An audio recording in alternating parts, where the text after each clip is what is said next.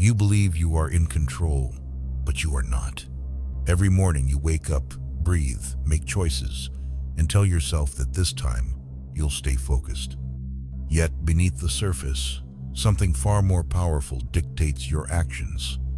It isn't an algorithm. It isn't technology. It's desire, not the kind that elevates you, drives you to create, or connects you to something greater, but a fractured, impatient, conditioned desire. A desire that has been carefully molded, domesticated, and sold back to you as pleasure. How often have you sworn that today would be different? That you wouldn't waste hours scrolling, wouldn't surrender to distraction only to find yourself, moments later, clicking, watching, consuming. This isn't a failure of willpower. It's a lack of clarity. The truth is unsettling. Your mind has been sexualized, and you don't even realize it. Slowly, over years, it has been trained to chase cheap dopamine, to link pleasure with pixels and clicks, to mistake freedom for consumption. Every swipe, every click, every mindless scroll reinforces the escape from the present moment. It erodes your focus, weakens your presence, and drains your masculine essence. And perhaps, like me, you only recognize this too late. I've watched opportunities slip away, clarity dissolve into screen glow, and purpose drown in shallow gratification. But in the aftermath, in the raw sting of failure, something shifted. I realized that if my mind could be conditioned for servitude, it could also be rewired for freedom. This isn't about quick fixes or productivity hacks. This is transformation. True mastery isn't the suppression of desire, it's the reclamation of sovereignty over it. It's restoring the king to his throne, turning chaos into presence, reaction into silent power. Today, I'll show you how to break free, how to reclaim your focus, your energy, and your control. But first, answer honestly. Do you control your mind, or does it control you? Have you ever tried to concentrate on something meaningful, only to feel an invisible force pulling you away? You intended to build, but you clicked. You meant to grow, but you scrolled. You wanted to be present, but you were swallowed by images that don't inspire, elevate, or heal. This isn't mere distraction, it's control. A silent, insidious control. Most men never realize their minds have been stolen. They believe they chose to watch that video, that they decided to open that app. But no, they were simply responding to programming. Desire took the wheel. And here lies the system's dirtiest secret. It doesn't want to destroy you. It wants to distract you. Because a distracted man never builds, never leads, never awakens. The battlefield of the modern mind. We live in an era where the most contested battleground is the male psyche, and the most potent weapon deployed against you is sex. Not the act itself, but the image, the suggestion, the symbol, repackaged and refined until it becomes routine. Sex is no longer confined to intimacy. It's woven into ads, reels, clicks. It lurks in every algorithmic nudge, offering instant gratification in exchange for your attention. And you pay not with money, but with minutes, energy, fragments of your soul. With every click, your focus narrows, your presence fades, your inner strength is siphoned by something that never truly nourishes you. It only stimulates. And when you wake the next day, you feel the fog, the unexplained fatigue, the nameless shame that lingers. This isn't weakness, it's engineering. The world was designed to trigger desire before thought, to keep you reactive so you never pause to ask, who am I becoming? Just consume, just escape, just desire more. But there's a sliver of space, a fleeting moment between impulse and action where you can choose. That's where everything changes. You can continue with a hijacked mind, or you can begin reclaiming your attention with discipline, with awareness. Because as long as desire dictates your actions, you will never be free. The dopamine trap. They don't need chains or cages anymore. They found something far more effective.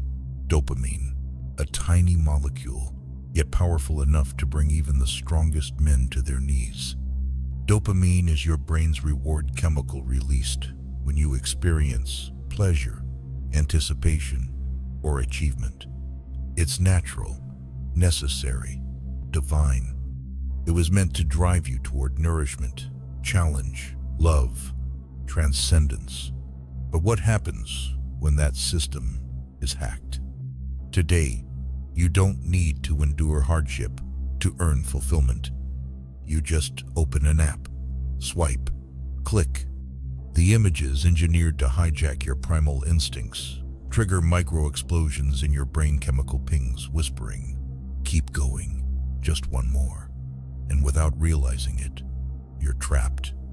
A prison without walls, a cell without locks, built on addiction and repetition. Every hypersexualized stimulus, every quick video, every effortless reward carves neural pathways deeper, like a river etching into stone. Over time, that river claims everything: your focus, your presence, your depth. Projects feel tedious. Conversations feel exhausting. Relationships demand effort, and you're already drained from distraction. Dopamine, once your engine, becomes your poison. You no longer find joy in simplicity or real achievement. Only the next stimulus feels alive. That's the invisible prison, a world saturated with instant pleasure yet devoid of meaning.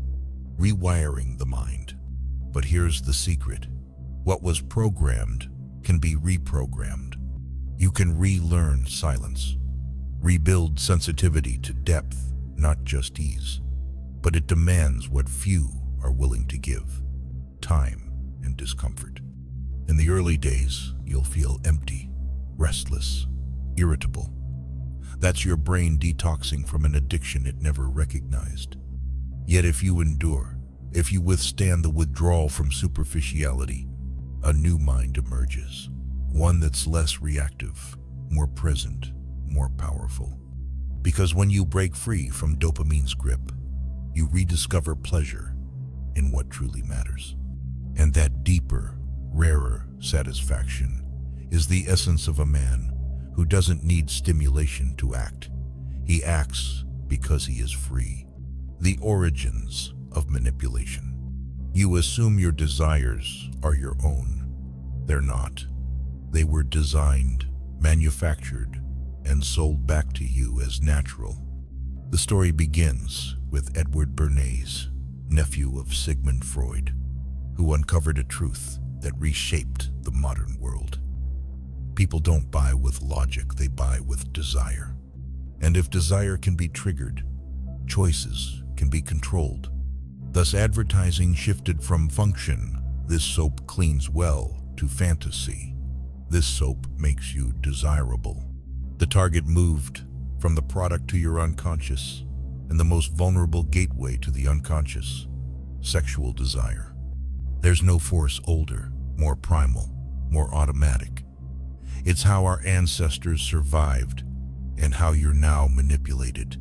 Today, sex sells everything: cars, burgers, phones, social media. Not because these things deliver physical pleasure, but because they hijack the same dopamine circuits. This technique has been refined, amplified, automated. Every harmless ad, every random video, every suggested imaginone are accidents. They're behavioral engineering, and you've become the product. Your attention is the most valuable currency in the modern world, and your unmastered sexuality is the easiest backdoor to steal it. The way out. No one told you this. What seduces you controls you. If your desires are dictated by images, likes, and notifications, you no longer desire like a man, you react like a machine. While you react, others build, others lead, others dominate. But there is an escape. It starts with recognition. You must see the game, study the rules, understand how your desire was hijacked. Only then can you reclaim it, not to repress it, but to redirect it. The same energy once used against you can become the force that builds your legacy. The mind as a garden. Imagine your mind as a garden. Everything you consume plants a seed. Every image, video, word. The problem? You've been watering weeds, then wondering why you harvest no peace. This isn't just about pornography. It's about all empty distraction content that feeds craving but starves the spirit. When your mental soil is poisoned by rapid-fire stimuli, nothing meaningful can grow. Do you feel anxious in silence? Bored without stimulation? Compelled to flee from introspection? These are symptoms of a mind in toxic overload. But the garden can be replanted. It begins with a choice. Control what enters. You can't cultivate depth while consuming shallowness. The first step, detox. Cleansing isn't pleasant, but it's necessary. Audit your influences. Who are the voices in your feed? How do you feel after 30 minutes of scrolling stronger or emptier? You don't need to live like a monk, but you must stop feeding your demons. Replace noise with wisdom. Trade artificial arousal for true power. At first, it will feel foreign. You'll crave stimulation. But that void is sacred because where noise once lived, space appears. And in that space, focus grows, clarity returns, purpose takes root. You'll notice the shifts: deeper sleep, sharper listening, richer creativity. Not because the world changed, but because you stopped being its victim. Meditation, the silent rebellion. The mind is a wild horse. Without reins, it drags you toward distractions. At first, your mind will rebel, flooding you with thoughts, images, cravings. It's used to being fed, not led. But with time, chaos quiets. And from the depths emerges the observer, the part of you that sees desire arise but doesn't obey it. This is where ordinary men become warriors. Meditation isn't about stopping thought. It's about witnessing thought without being enslaved by it. It creates space between stimulus and response. And in that space, freedom is born. Finding your why. You wake, work, consume, but where are you going and why? Most men drift like boats without rudders, pushed by external winds. What drives them isn't purpose, it's escape. Escape from pain, from silence, from themselves. The system thrives on this. It offers distractions, disguised as goals, likes, instead of meaning, dopamine instead of direction. And while you chase hollow rewards, your inner compass rusts. But eventually, the illusion cracks. Stimuli lose their thrill. Distraction no longer numbs, and a whisper arises. What am I doing here?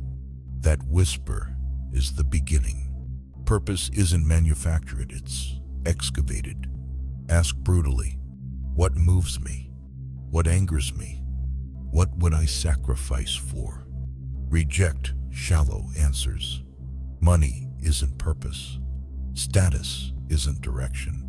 True north is what keeps you standing when everything else falls apart. Write it, declare it, return to it. Because when temptation comes, and it will, you'll need something stronger than fleeting desire. You'll need to say, not today. Today, I choose what matters. The free mind. Imagine a mind unchained, untethered from impulses, algorithms, validation. A mind that chooses its consumption rather than being consumed by it. This is the mind that creates, that builds, that transforms presence into power. This is the mind you can forge. Liberation doesn't happen by accident. It happens by decision. The first step is this realization. You are not your desires. You are the one who observes them, and thus you can reshape them. You can reprogram dopamine, rebuild focus, reclaim clarity. But it requires letting go of what's easy to grasp. You don't need more content. You need less distraction. You need presence, courage. Courage to face the void that instant pleasure masks. Courage to say no to algorithms, to your old self, to the digital prison. When you silence the noise, your soul's true voice emerges, and with it comes the truth. You were not made to be a slave. You were made to be a creator. And on this path, you're not alone. This is the awakening of the free mind, the mind that chooses awareness over compulsion, presence over escape. If this resonates, don't let it be just another read. Let it be the beginning. The door is open. Will you step through? If this video leaves you feeling inspired, make sure to subscribe to the channel. Like, share, and drop a comment telling us what you'd love to see us cover next. Thank you for watching.